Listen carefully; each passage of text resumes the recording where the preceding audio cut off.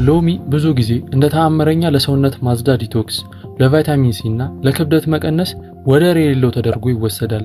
ሌሎች ደግሞ በአሲድነቱ ምክንያት ይፈሩታል።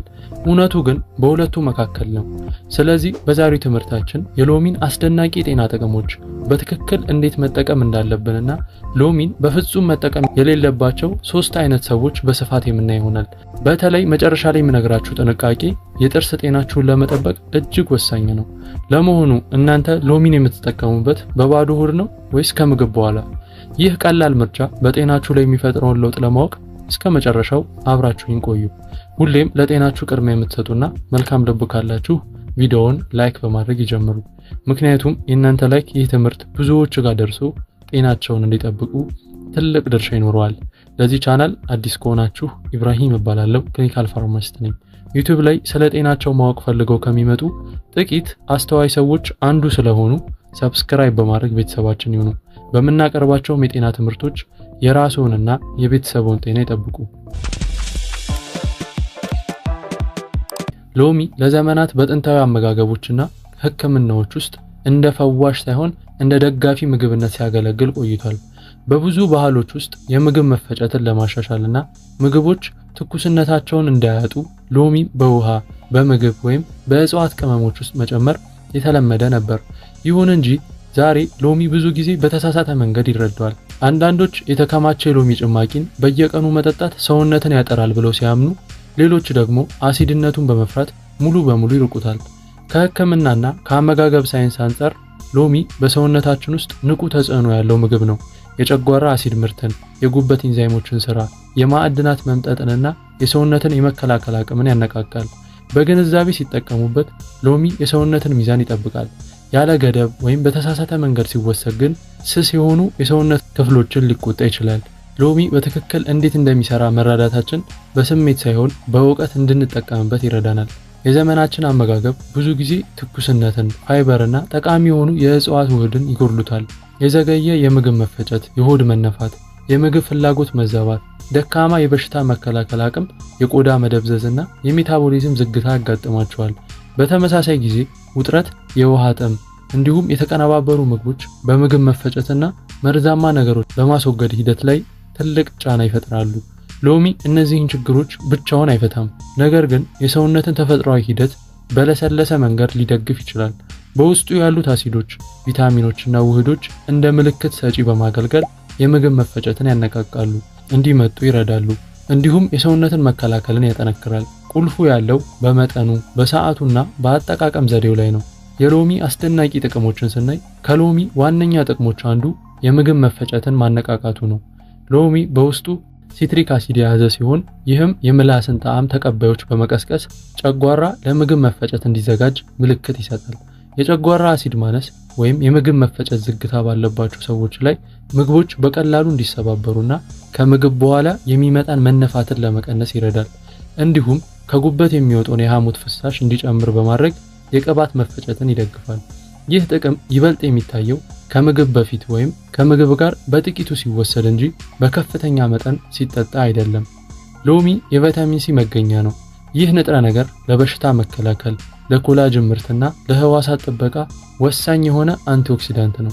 ቫይታሚን ሲ በጊዜ ሂደት ህዋሳትን የሚጎዱ ቆሻሻዎችን ለማስወገድ ይረዳል። እንደ ሎሚ ያሉ በቫይታሚን ሲ የበለጸጉ ምግቦች በቋሚነት መመገብ የበሽታ መከላከልን፣ የቁስል መዳንን እንዲሁም የቆዳ ጥንካሬን ይደግፋሉ። ይህ ማለት ህመምን ሙሉ በሙሉ ይከላከላሉ ማለት አይደለም፣ ነገር ግን የመከላከል ስርዓቱ በብቃት ምላሽ እንዲሰጥ ይረዳዋል።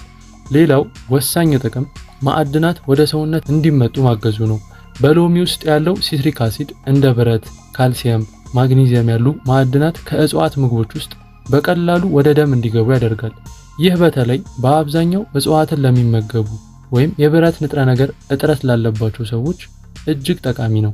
እንደ ምስር፣ ባቄላ ወይም አትክልቶች ባሉ ምግቦች ላይ የሎሚ ጭማቂን መጨመር በባዮሎጂ ደረጃ ንጥረ ነገሩን የመውሰድ አቅምን ያሻሽላል። ሎሚ ለሰውነት ፈሳሽና ለደም ዝውውር ድጋፍ ይሰጣል።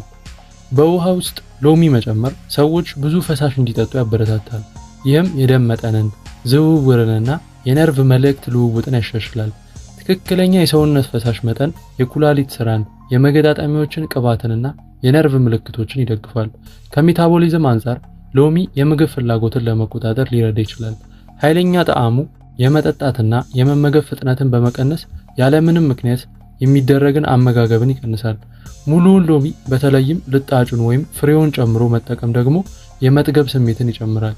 ይህ ውጤቱ ከክብደት መቀነስ ተረት ይልቅ ጤናማ የአመጋገብ ስርዓት እንዲኖር ይረዳል።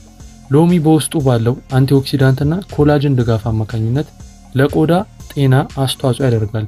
ቫይታሚን ሲ ለቆዳ ጥንካሬና መለጠጥ አስፈላጊ የሆነውን ኮላጅን እንዲመረት የግድ ያስፈልጋል። ሎሚ እርጅናን ባይቀለብስም በቋሚነት መጠቀም ግን የሰውነትን ተፈጥሯዊ የጥገና ሂደት ይደግፋል። ሎሚ መጠነኛ የሆነ ረቂቅ ተዋሲያን የመከላከልና ምግብን የመጠበቅ ባህሪ አለው። ለዚህም ነው በታሪክ ውስጥ ምግብ እንዳይበላሽ ለማድረግ ሲያገለግል የቆየው። ይህ በሰውነት ውስጥ ያሉትን ቆሻሻዎች በሙሉ ያጠፋል ማለት ባይሆንም በአግባቡ ጥቅም ላይ ሲውል የአፍ ንጽህናንና የምግብ ደህንነትን ይደግፋል። በመጨረሻም ሎሚ በአንጎልና በስሜት መረጋጋት ላይ በተዘዋዋሪ ተጽዕኖ አለው። በቂ የሰውነት ፈሳሽ፣ የተሻለ የምግብ መፈጨትና የተቀነሰ ቁስለት ወይም ኢንፍላሜሽን መቀነስ ጥራት ላለው አስተሳሰብ እንዲሁም ለተረጋጋ ስሜት መሰረት ናቸው። የሎሚ ሽታ ደግሞ የነርቭ ስርዓትን በለሰለሰ መንገድ በማንቃት የንቃት ስሜትን ይፈጥራል። የሎሚ የዕለት ተዕለት አጠቃቀም ሎሚን በየቀኑ ለመጠቀም በጣም አስተማማኙ መንገድ አቅጥኖ እንጂ አብዝቶ መጠቀም አይደለም። ለአብዛኛው ሰው ከ1 እስከ 2 ሻይ ማንኪያ ትኩስ የሎሚ ጭማቂ በአንድ ብርጭቆ ለብ ባለ ወይም ቀዝቃዛ ባልሆነ ውሃ ውስጥ በጥብጦ መጠጣት በቂ ነው። ይህንን ጠዋት ላይ ወይም ከምግብ በፊት መውሰድ ይቻላል። የሎሚን ውሃን በጠጣር መጠጣት ደግሞ አሲዱ ከጥርስ ጋር እንዳይነካካ በማድረግ የጥርስ ሽፋንን ይጠብቃል።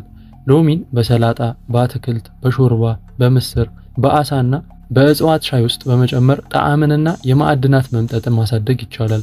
የሎሚ ልጣጭ ደግሞ ጠቃሚ የሆኑ የእጽዋት ውህዶችን ስለሚይዝ በምግብ ዝግጅት ላይ በጥቂቱ መጨመር ይቻላል። ለዕለታዊ አጠቃቀም አንድ ሙሉ ሎሚን ለተለያዩ ምግቦች ከፋፍሎ መጠቀም ከበቂ በላይ ነው። የሎሚ ጭማቂን ብቻ በመጠጣት የሚደረግ ጾም ወይም ከፍተኛ መጠን ያለው ጭማቂ መውሰድ አይመከርም። ሎሚን ለጥቂት ቀናት በቤት ውስጥ ሙቀት፣ ለረጅም ጊዜ ደግሞ በፍሪጅ ውስጥ ማቆየት ይቻላል። ከተቀነባበሩና ከታሸጉ ጭማቂዎች ይልቅ ትኩስ ተጨምቆ የተገኘ ጭማቂ የተሻለ ንቁ ንጥረ ነገሮች አሉት። የጎንዮሽ ጉዳቶቹንና ጥንቃቄ የሚያስፈልጋቸው ማን እንደሆኑ እንይ። በጣም የተለመደው የሎሚ አጠቃቀም ስህተት የጥርስ ሽፋን ኢናሜልን መሸርሸር ነው። ሲትሪክ አሲድ የጥርስ ሽፋንን ያለሰልሳል። በተለይም የሎሚ ጭማቂ በብዛት ሳይቀጥን ወይም ረዘም ላለ ጊዜ ሲጠጣ የጥርስ ስሜታዊነትንና መቦርቦርን ያስከትላል። ሎሚ ከተጠቀሙ በኋላ አፍን በንጹህ ውሃ መታጠብና ወዲያውኑ ጥርስን አለመቦረሽ ጉዳቱን ይቀንሳል። በተጨማሪም ሎሚ የጨጓራ አሲድ ወደ ላይ መመለስን፣ የጨጓራ ቁስለትንና መቆጣትን ሊያባብስ ይችላል። ሲትሪክ አሲድ የጨጓራ አሲድ ምርትን ስለሚያነቃቃ የማቃጠል ወይም የመጨነቅ ስሜት ሊፈጥር ይችላል። የጨጓራ ቁስለት ወይም የማያቋርጥ የቃጠሎ ችግር ያለባቸው ሰዎች በተለይም በባዶ ሆድ የሎሚ ውሃን መቀነስ ወይም መተው አለባቸው። ከመጠን ያለፈ የሎሚ አጠቃቀም ጉሮሮንና የድምፅ አውታሮች ሊያስቆጣ ይችላል። በተለይም ደግሞ ጭማቂው ሳያቀጥኑ ለጤና በሚል በየቀኑ ለሚጠጡ ሰዎች ይህ የተለመደ ነው። እንዲሁም አሲድነቱ ስሜታዊ በሆኑ ሰዎች ላይ የአፍ ውስጥ መቁሰል ወይም የከንፈር መቆጣትን ሊያስከትል ይችላል። የኩላሊት ችግር ባለባቸው ሰዎች ላይ ከፍተኛ የሎሚ አጠቃቀም የፖታሲየም ሚዛንን ሊነካ ይችላል። ምንም እንኳ በሎሚ ውስጥ ያለው የፖታሲየም መጠን በጣም ከፍተኛ ባይሆንም ጥንቃቄ ማድረግ ግን ይመከራል። በእርግዝናና ጡት በማጥባት ወቅት ሎሚ በምግብ ውስጥ እስካለ ድረስ ደህንነቱ የተጠበቀ ነው። ነገር ግን ከመጠን ሲያልፍ የማቅለሽለሽ ስሜት፣ የቃጠሎ ወይም የጥርስ ስሜታዊነት ሊያባብስ ይችላል። የአጠቃቀም መብዛት ምልክቶች የሚባሉት የጥርስ ስሜታዊነት፣ የጨጓራ ቃጠሎ፣ የጉሮሮ መቆጣት ወይም የምግብ መፈጨት ምቾት ማጣት ናቸው። እነዚህ ሲታዩ መጠኑን ይቀንሱ፣ በበለጠ ውሃ ያቅጥኑት ወይም አጠቃቀሙን ለጥቂት ጊዜ ያቁሙ። አዩርቬዳ በታሪክ ሎሚን የምግብ መፈጨት ለማነቃቃትና የአፍ ጠረንን ለማስተካከል ይጠቅም ነበር። ነገር ግን ሁል ጊዜም በልኩና ከለብ ባለ ውሃ ወይም ከምግብ ጋር በማጣመር ነበር። ጥንታዊ የቻይና ሕክምና ደግሞ ቆምጣጣ ጣዕሞች በልኩ ጥቅም ላይ ሲውሉ ለጉበት ጤና ድጋፍ እንደሚሰጡ ያምናሉ። ዘመናዊ ምርምሮች የሎሚ የቪታሚን ሲ ይዘት አንቲኦክሲዳንትነቱንና ለማዕድናት መምጠጥ ያለውን ሚና ያረጋግጣሉ። የጥንቱ ጥበብና የዘመኑ ሳይንስ የሚስማሙት በአንድ ነገር ነው። ሎሚ ጤናን የሚደግፈው በሚዛናዊነትና በአግባቡ ሲዘጋጅ ብቻ ነው። ሎሚ ተአምረኛ አይደለም፣ ጎጂም አይደለም። ይልቁንም ጥቃቅንና ቋሚ ምርጫዎች በጤናችን ላይ እንዴት ተጽዕኖ እንደሚያሳድሩ የሚያሳይ ትልቅ ምልክት ነው። በለሰለሰ መንገድ ጥቅም ላይ ሲውል የምግብ መፈጨትን፣ በሽታ መከላከልን፣ የሰውነት ጥገናን ይደግፋል። ያለ ገደብ ሲወሰድ ግን ስስ የሆኑ ክፍሎችን ያስቆጣል። ሚዛንን ይጠብቁ፣ ሰውነቱን ያዳምጡ፣ እንዲሁም ምግብ ጤናውን በጽናትና በዝምታ እንዲደግፍ ይፍቀዱለት። ይህም የሚሆነው በከፍተኛ ጫና ሳይሆን በግንዛቤ ነው።